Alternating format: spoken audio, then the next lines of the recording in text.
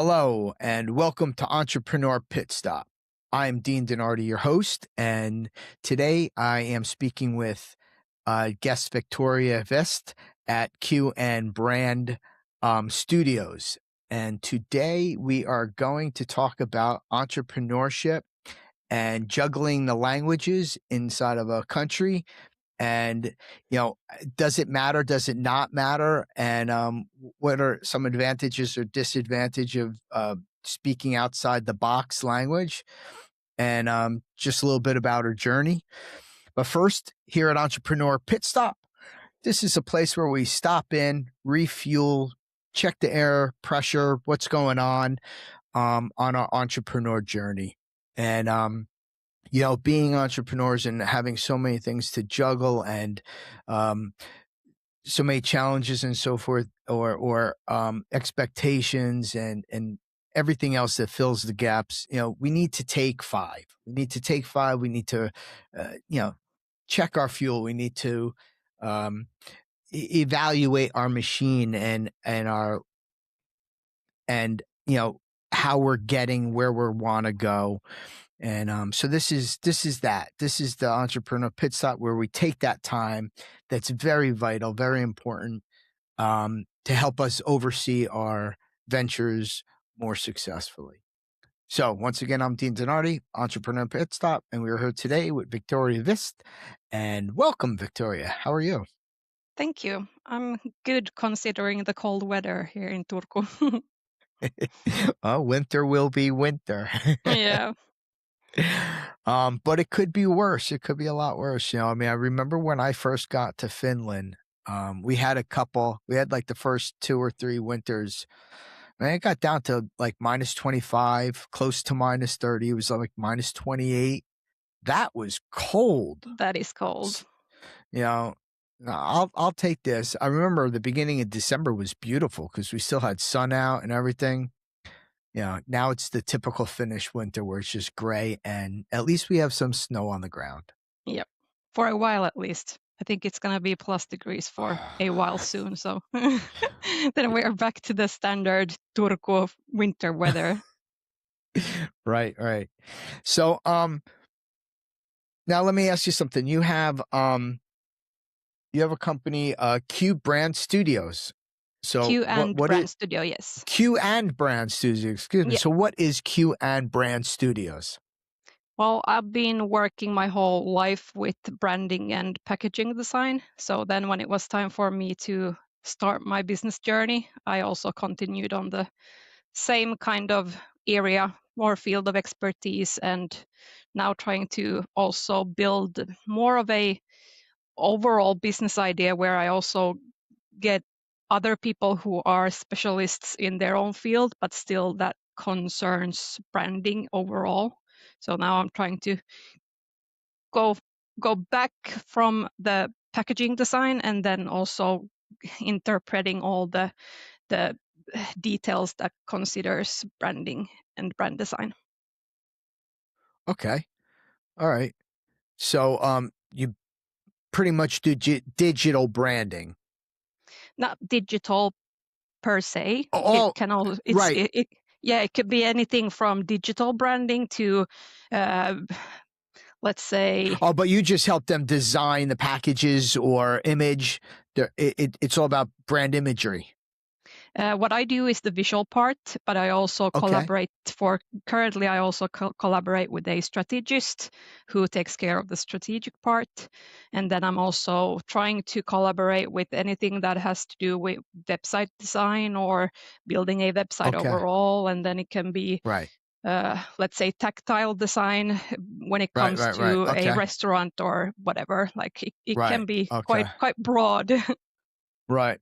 So how about that website design? I find that a bit challenging with companies because so many of them want to just do it themselves and they don't want to pay to have it done.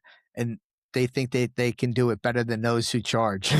They don't realize the Yeah. intricacies of aligning everything or the language that goes into it for content and stuff like that. Really what web design really is not just kind of making it look good. It's a lot more internally about that.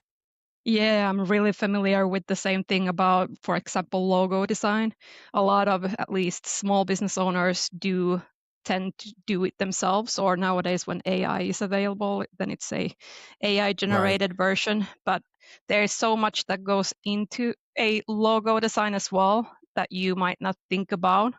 But it depends a little bit from case to case. Like if you're just starting out, it might be better to just to get the business idea out there and test it than just use some standard basic logo. And then once it's up and running, then you can put a little bit more effort into the visual part of your right. business.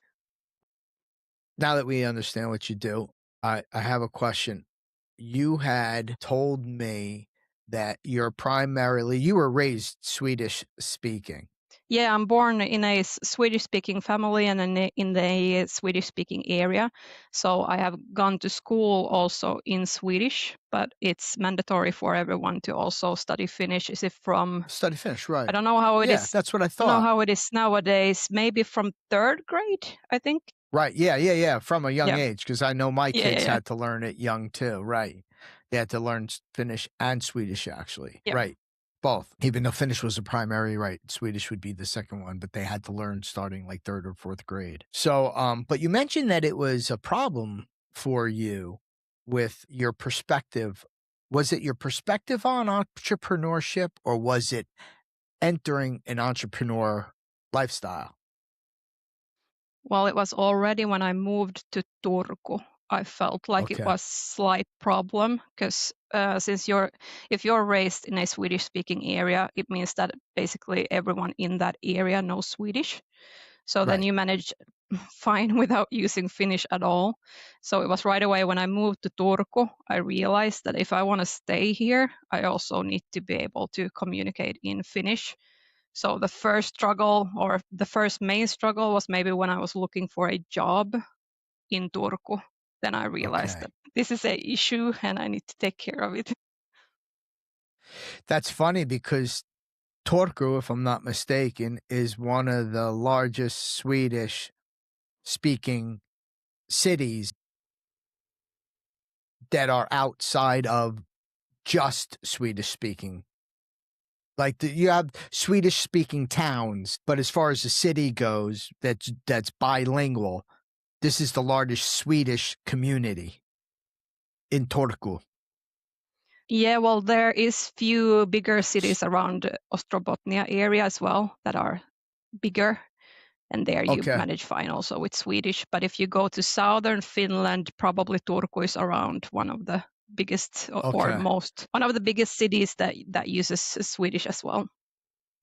Right, so I'm only saying that because I hear Swedish all the time, and, like, I know the Swedish influence in Turku is pretty substantial, so I was just wondering, it's like, I find it interesting that you had a difficult time and that there wasn't, more accessibility to you. So, now I'm gonna ask you, so how did you find that? Was that a struggle at first, or was it just your own comfort zone? Well, I did notice it when I started searching for a job to apply to, that quite many places had it almost like a mandatory thing that you are able to speak in Finnish.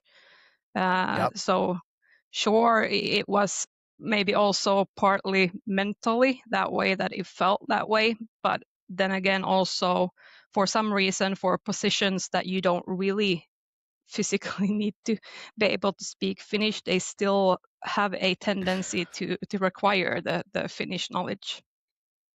I tell you, it's so difficult.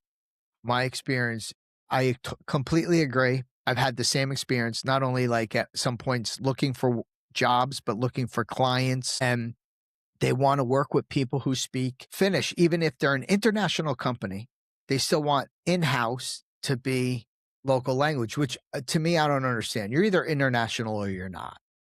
Yeah. You don't just stand on the line. I don't think you're efficient enough in the company when you're doing uh when you're trying to exist uh eh, that it, when you're trying to exist in both languages and you're a small company, I'm not talking about large conglomerates because they can have multiple languages inside the corporation, but the corporate work is one language still. Mm. And that's what a lot of the smaller and medium-sized companies here in Europe, or especially Finland, because Sweden doesn't have a problem, Norway doesn't have a problem, Denmark, Germany, they don't have a problem switching to English and making companies in-house English language. They're international, no matter how small or big they are.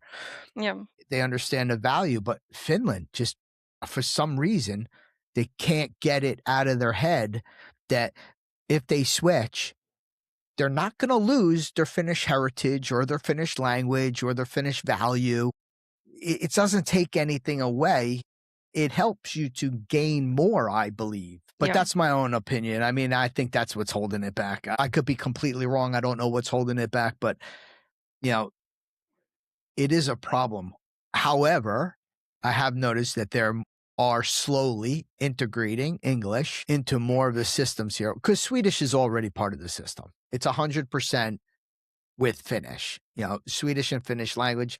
Everybody you call, you have Swedish options, Finnish options, everything. But now English is starting to integrate more and more because there are a lot of people who don't speak Finnish, Swedish, you know, and they have no other option. They're going to Yeah. let the people in the country, and they're going to let them live here. Yeah. Now they need to help the workers. Yeah. Um, so okay, so it's interesting. So you found some challenges, and you had to spruce up your Finnish in order to integrate with business. And did you happen to find that once you did enhance your Finnish language, that you started to get clients or jobs, or did it help? Well, luckily, I started my career with working for a company. So it was actually when I graduated from University of Applied Sciences that I realized that I need to learn Finnish better. So then I actually applied to a Finnish speaking school for during that time. At least I learned the whole thing is that I have known Finnish already when I was younger, but Right. the reality is also that you're not able to actually communicate in a language before you're forced to actually use the language. So Yes. I hadn't had to use the language before I was forced to, which means that I was forced to do that when I applied to the Finnish school, because there they did not communicate in any other language than Finnish. So then I was there. I was actually there only for a few months, and then I got a job. And then I was for almost 7 years in that job and learned fluent Finnish basically during that time.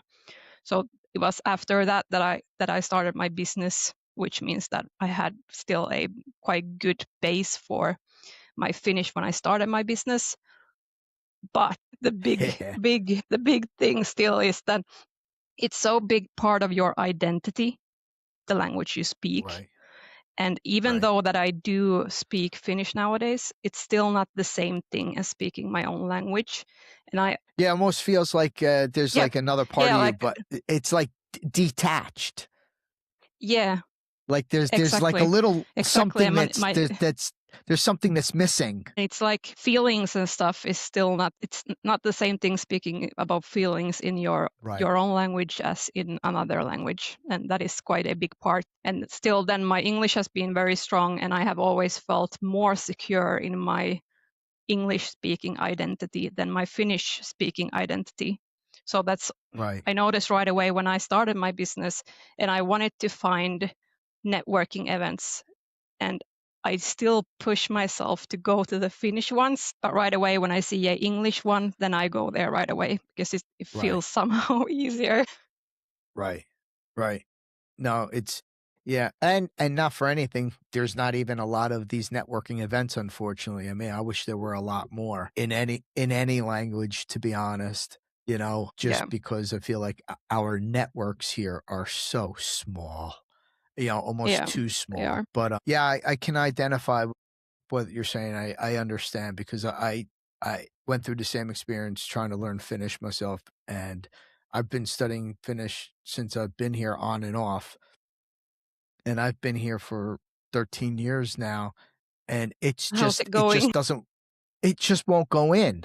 You know, it's just like there's a there's some sort of a wall that's preventing it from actually sinking in, you Yeah. know, and everybody has told me, "Why don't I switch to Swedish?" Mm. Because the language structure is the same as Yeah. English. And then I just have to learn different words, which could be easier. But then I have a problem with the tongue, with my mouth thing, because then the mouth doesn't want to form the words properly. And Okay. it feels like I'm like speaking so foreign that there's a link that's missing between my mouth and my brain and what I'm hearing trying to say. It's just like, oh my God. You know, if I could have picked any place else in the world with any of a harder language base to come to try to learn. Yeah. But I noticed that also in my own journey, not only as a job seeker, but also as a entrepreneur, and even just trying to build networks to develop a business or anything. It's so difficult if you don't know the language. Yeah. I mean, they'll talk to you socially in whatever language you want. But when it comes down to their space of familiarity, and I think the important thing is what you said. You said that the emotional aspect when you speak Finnish, there was a disconnect. Yep. As opposed to when you speak Swedish, there's an emotional connection. Yep. And I think for them or other people, the people who natively speak Finnish, when it comes down to business, it forms a level of certainty in them. So when you have that emotional connection to your own base, Yep. like then you're more confident. Even if you're not confident in what you're doing, it poses a sense of confidence in the Yeah. individuality of you. Yep. You know, so it makes you even go that little bit more, you know, and you know, and I think on my experience here and, you know, studying human behavior and stuff like that, I really believe that that's a strong part of it because there is a lack of self-confidence in the Finnish culture and mindset. Could be. Yeah. There is a hesitation, there is a questioning ability and things like that, and that need for perfection. So those things are emotionally driven based on your internal mechanisms. So if your language you're speaking doesn't help support that, it's challenging to deliver on it. Yeah. So, I mean, that's been my experience, and I agree, and I share your frustration. Although now you're Finnish fluent speaking, I'm jealous, but you grew up with it, so I can't be too bad. So yes, it is a problem. Even with local people, language is really important Yeah. to develop business, both not only get jobs as job seekers, but it's also highly important as business developers, local business developers, because they want to work with you on a local language basis. And it's really hard because especially in Finland and Turku, we're getting more and more people who don't speak Finnish. Don't speak, you know, Yeah. and then there are years of gap for learning if you ever even learn. I know people have been Yeah. here 20 years and they don't speak Yep. Finnish. Yeah. You know, no doubt. Listen, if I had learned it properly, no doubt, I'm sure I would thrive more and more successfully in business. Would have had more jobs, more clients. No doubt. I completely believe that. And I know that was one of the things that has held me back. I guess I've just been hoping and hoping that they'd flip the coin and realize the value, because everybody talks about wanting to go international, but yet they walk up to the line and they stop.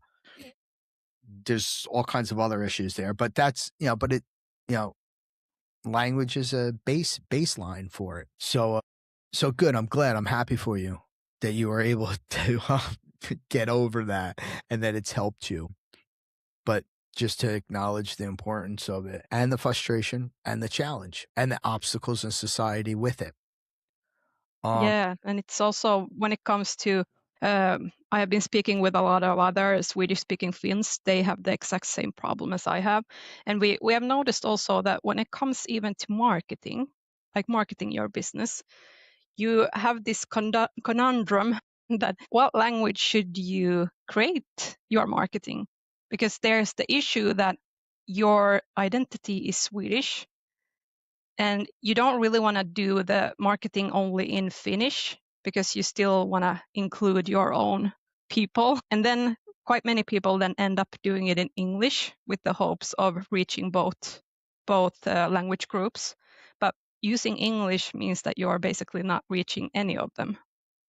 So Right. that is a massive problem also, that you Right. don't know who you are, who do you want to reach, and how do you do it to reach those people.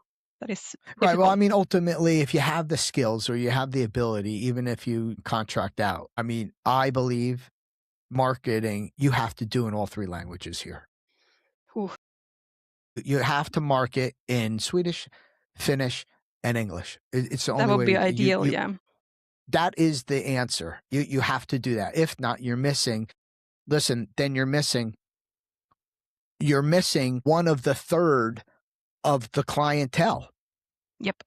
You know, if there's 3/3 and it's English, Finnish, even if Finnish takes up a little bit more, there's still a lot of English speakers out there and a lot of Yeah. Swedish speakers that it's enough. It's enough to where you should be doing, then you should be marketing in all three languages. There's just no Yeah. doubt. I don't care. If you're an in-house local company in Finland, you need to be marketing your products and services in three languages. I English, completely agree. English, Swedish, and Finnish. But then then it comes to, when it comes to small business owners, it's a quite a big issue because you don't have the capacity to do it yourself, and still producing the same amount of marketing in three languages means you need bigger cash flow for doing it. And Yes and then no. you still, if you don't, you might get more clients, but then again, if you don't have the capacity to take on all those clients, then it might be no use of doing the marketing in all three Well, it's a languages. balancing act. It Yeah. is a balancing act, and unfortunately, too, the other thing is, do you want to grow as a company? I mean, that's the Yeah. biggest question. It's like, listen, growth is a challenge. It takes steps that you're not used to, okay, and it takes seeing things differently. And Yeah. you know, and not for anything, Finland. Listen, one thing that Finland has is good here too is that, okay, so they have university students and they are born and bred to learn to work for nothing, right? I mean, you know, all of the practical training, professional training, all this stuff that they need credits for and not get paid for, right? There's how many thousands of them out there? You know what? Hire one of them on one of these programs to do your translations for marketing. You know, it's free labor. Take advantage of it. You do it in Finnish, Swedish, whatever language you want. There's plenty of all three language speaking students in Finland anywhere you go. You got Jyväskylä, you got Helsinki, you got Turku. Any region you go to, the universities are large enough and they have all three language speaking students. Collect free labor, you know, and then just have them translate the ads for you. You know, and all the schools have marketing and business degrees, and they don't even have to come from that degree program, you know, but I think that they're available. I think it's a business mentality that they're uncertain about Mm. growth and then how to grow. And then, well, if I grow here, well, then it's a give and take. But if you don't take a step, you'll never reach any other plateau. You'll just stay stuck. So I Yeah. think it's just a question of how bad do you want to grow and do you really want to grow? I Mm. mean, instead of looking at the challenges, look at look at what you want to achieve and then just work through the challenges getting there. I mean, Mm. that's brings up a whole nother issue, but we won't get into it, which is about which is about really the mindset about entrepreneurship or business development, because the mindset of business development, entrepreneurship in Finland, and I've worked in Sweden, I've worked in Denmark, I've been around, European nation and dealt with different types of people. Finland is the strongest culture where they have a limiting mindset on business development. And it's so hard for them to develop not only entrepreneurs, but to develop international businesses. It's Okay. it's their it's it's it's it's a safety mechanism built into their just, you know, it's just like they don't want to shout too loud. So, it's just stuck in this. I mean, it's slowly changing. Don't get me wrong, but there is a mindset deficiency when it comes to business growth and Mm. entrepreneurship, hands down. And I'm talking from, first of all, I'm American. We're the entrepreneur capital of the world, right? Okay. Mm. But we have a very strong, we have the extreme mentality of it, right? I'm not Yeah. saying that they need to have that. I'm not saying that at all. There's got to be a balance, because Yeah. definitely, there needs to be a balance, but they have a deficiency in it. Mm. So they really need to question, whether or not they want to grow, and then take those steps to grow. I think the Yeah. opportunities are there. Like I said, get a couple free college students to work for you to go do your translations. You design the marketing, or you already have a marketing person. Do it. Just change the language. But yet ultimately you would have to do it in all three languages. I mean, that's Yeah. if you want to reach those crowds. If you Yeah, don't want that's to the reach thing. them, Exactly. What your goals are, and this is also something still that we're covering within branding, that we are still quite firm with who is it that we are reaching and what language does that group of people speak. So that's true. in my Yeah. case, I have had the identity shift to that. I don't know yet who do I want to have as my main target audience, and that is something that I'm still trying to figure out. So before I find that out, I don't know which language I should go for. So currently I'm doing English. Yeah, I mean, it's definitely it's an interesting topic for sure. You also mentioned, talking about entrepreneurship, you also mentioned that you had an interesting perspective on it, where meaning that, like, I guess you said that you were uncertain of what it was or what it looked like for you. Yeah, like in the sense of figuring your business plan out overall, Okay. maybe. You have a product or service, and your product or service is your own that you're selling to the people, or is your product or service something that you're providing to a company who services the people? My current services. Yeah. My current services, I'm fully a B2B. Everything I do and basically everything that I want to do is B2B. So your It's marketing branding should be dependent. Your marketing branding is actually codependent on your customers' product or yes, service clients yeah, who's buying their product or service. That's what your branding model is reliant on. So whatever language is irrelevant, your decision for the language is irrelevant. It's what's best to reach the most people for your clients' service kinda, yeah. customer base. So you shouldn't even have to think about it. It's a question you should ask your clients. Don't let it get you down because you don't know who to market. Yeah, well, I also need to figure out that who do I want to work with, and based on that, I know their clientele and what language their clientele is working. Hey, don't In even what worry language about they their are. client. But don't even worry about their clientele. If you just want to work with anybody, you want to work with as many people as you can that you could provide a service for. And those people have companies that are English speaking, Swedish speaking, and Finnish speaking. Basically so any language in the world, because I can basically work yeah, with but if any. you're working locally, right. But if you're working locally, they're the main ones, and pretty much anywhere else you go, English is going to be available. Yeah. So if you're marketing locally, again, going back to what we were saying earlier, you have to market in all three languages. You market your service to companies in all three languages. It's that simple. Now you don't even have to worry about it. This is still information I've always known, but I'm still in denial. Why? This is interesting. Why are you like, what is the hesitation? Well, especially I'm so in the beginning of my journey, and I still feel like that there's so many other things that I would need to use my cash flow for before I start worrying about the language groups. But this is always the bad circle of going around and looking at things not from the right perspective and things like that. So wait a minute, we just clarified this, right? You don't need any cash to do this. You don't need any money. Look at this. Look, there's two angles, right? You speak English, Swedish, and Finnish. Yeah. Right?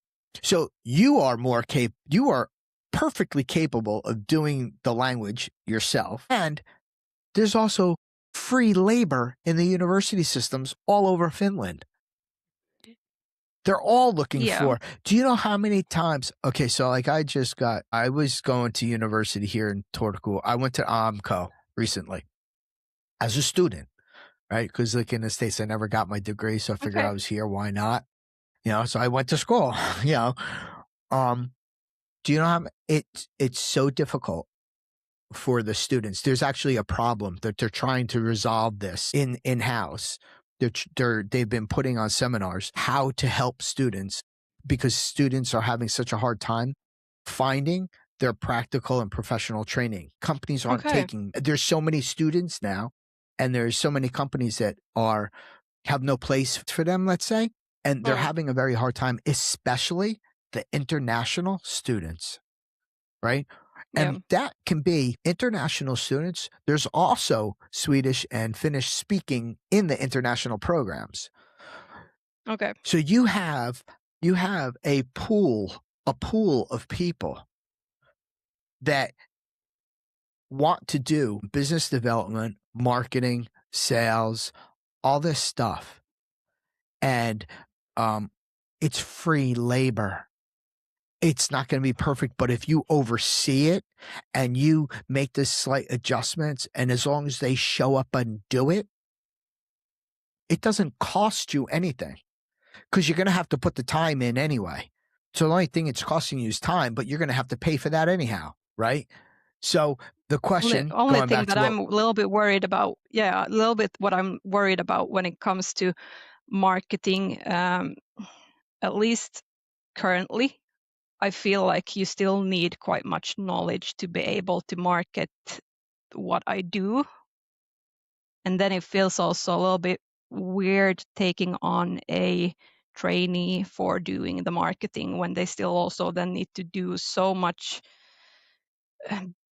work to even get to a level of understanding what it is that they are going to market. Okay, but listen, you know the skill, right? You have the skill. You have the mentality for the skill, right?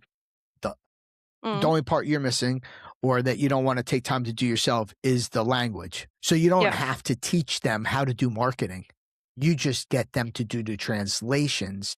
And as they're doing the translations, you're telling them the mood, the feel, the angle that you want it written in.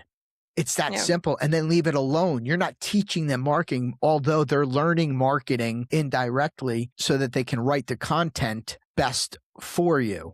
And now you're in a really good position. You're in a better position than I ever was, whereas you know all three languages. So you can check it afterwards. You can check it afterwards. And at least at that point, you're not doing the whole thing yourself. You're just checking it over. And then, because you have to do the designs and everything else you're doing anyway. So if you're still working the company yourself, unless you just want to be a director and have everybody else do the work and you only want to hire people who know what they're doing, if you're still doing the work, then I think those obstacles that you're mentioning are personal little blockades. They're not real business Yeah, challenges in definitely. that sense. And like Yeah, we were saying, like I was saying earlier, it's like the question to the company is, do you really want to grow? What is, if you're going to do it, listen, nothing's going to be perfect. Forget about perfectionism, right? Because perfection doesn't exist. It's only in the mind of the person who perceives what perfection looks like. Perfection cannot be achieved. It's impossible. It's been scientifically proven. Scholars have written about it. Dr. Brown at Stanford, there's a whole thing on it. It cannot, let it go. Bring yeah, in the guy that doesn't know everything, but listen, I would hire for free or money somebody who is more eager and willing to do the work than somebody who claims to know it all and how to do it yeah, any day of the week. Because for me to guide them would be less effort because they want to learn and they want to apply and they want to do. So they're going to take that little bit of information that you're giving to them and they're going to make it work the best. Somebody who knows or thinks they know what they're doing and how to do it, they're going to take any information you give them and throw it away because they think they know better. yeah, Whether they went to school, whether they have 5 years experience, it's irrelevant. That yeah, attitude, I would see, this is another problem. I think like in Finland, right? So most companies hire people with education degrees and they have no clue what they're doing. But there's so many people yeah, out there who are eager to do the work and might have a clue. yeah. I I've would noticed hire the those same. people, right? I would hire the people who don't have a degree but are Yeah, eager to work any day over the people who have degrees and are clueless. yeah, I mean, that's a problem. yeah, We're second largest unemployment country in all of the EU behind Spain. This is part of the problem. yeah, So now I'm yeah. saying to you, in your situation, now I've noticed the same because I'll listen, have this. A lot of people have said this currently when you see a job ad on LinkedIn, for example.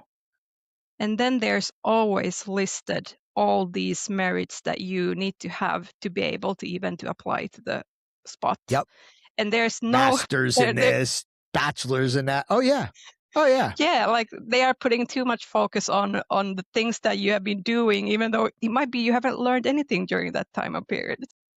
right.